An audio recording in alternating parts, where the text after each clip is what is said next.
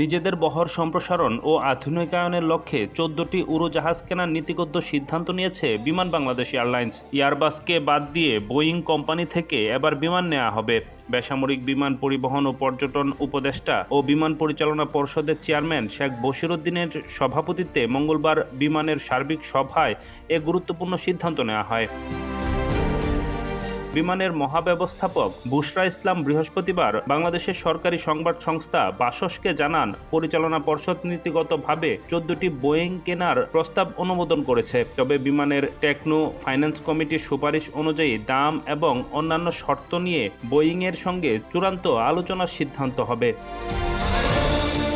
অনুমোদিত 14টি উড়োজাহাজের মধ্যে 8টি বোয়িং 787-10 ড্রিমলাইনার, 2টি বোয়িং 787-9 ড্রিমলাইনার এবং 4টি বোয়িং 787-8 ম্যাক্স। সংশ্লিষ্ট কর্মকর্তারা জানান, যুক্তরাষ্ট্রের সঙ্গে বাণিজ্য ঘাটতি কমাতে পদক্ষেপ হিসেবে বর্তমান অন্তর্বর্তীকালীন সরকার আগেই বোয়িং থেকে বিমান কেনার প্রতিশ্রুতি দিয়েছিলেন। পরবর্তীতে সার্বিক যাচাই বাছাই শেষে বিমান কর্তৃপক্ষ এ সিদ্ধান্ত চূড়ান্ত করল।